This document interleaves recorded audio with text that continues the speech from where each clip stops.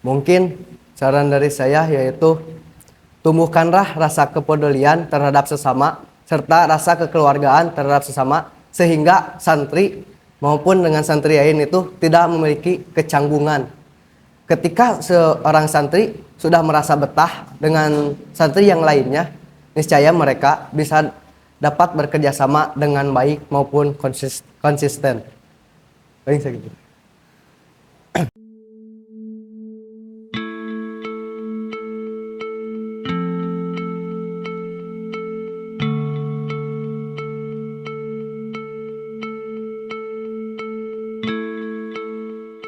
Perubahan yang akan saya lakukan yaitu mulai dari komunikasinya serta rasa tanggung jawab. Kenapa dari komunikasi? Karena komunikasi merupakan kunci kesuksesan suatu organisasi. Apabila komunikasinya itu berjalan dengan baik, maka kerjasama yang dibangunnya pun akan menjadi lebih baik.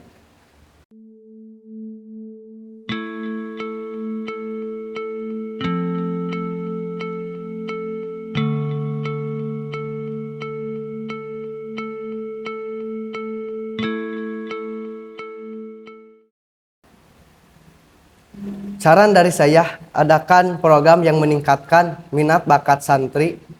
Semisal minat bakat santri itu dalam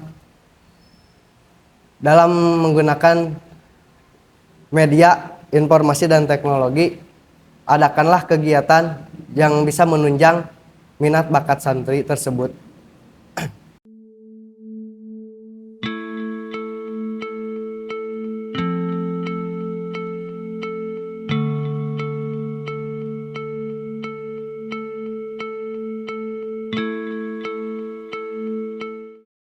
Tindakan yang pertama saya lakukan, misalkan ketika saya sebagai anggota melanggar tuntunan sekolah, saya akan muhasabah diri.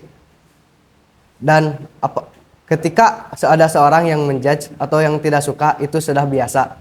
Tapi jadikan ketidaksukaan itu menjadi motivasi kita untuk senantiasa merubah diri dari yang baik menjadi lebih baik dan lebih baik dan lebih baik sampai seterusnya.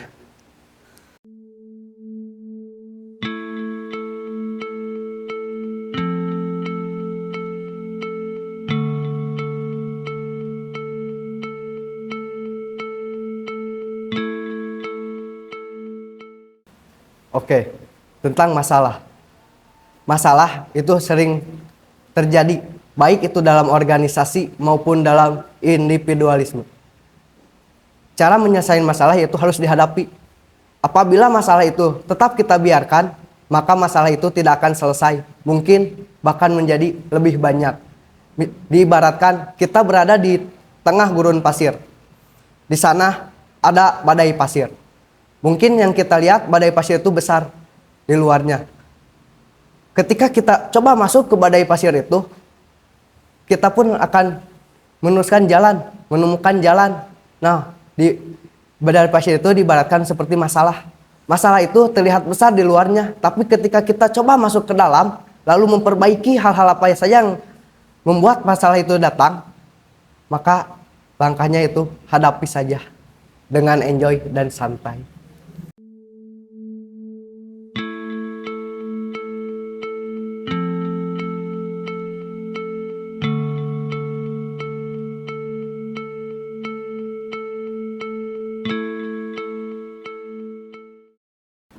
Dalam berorganisasi, sudah sepatutnya kita ini harus bekerja sama. Harus berpikir secara akal maupun hati. Ketika kita berpikir secara akal maupun hati, pasti apa yang akan kita sampaikan pasti akan mendapatkan dampak yang sangat baik. Apabila kita berbicara berdasarkan hawa nafsu atau keinginan diri, niscaya dampaknya itu tidak akan baik.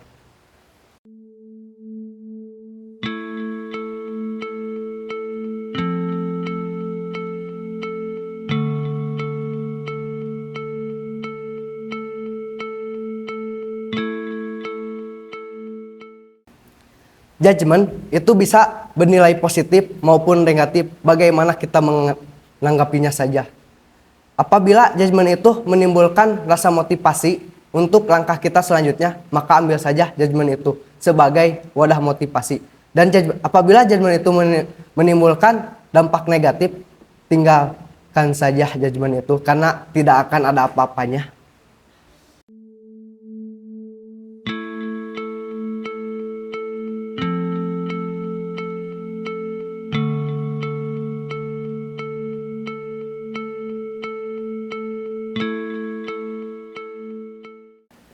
Mungkin saya akan mengadakan kegiatan yaitu kelas desain. Jadi santri itu bisa mendesain atau membuat poster seperti membuat quotes atau serupanya yaitu tentang keislaman.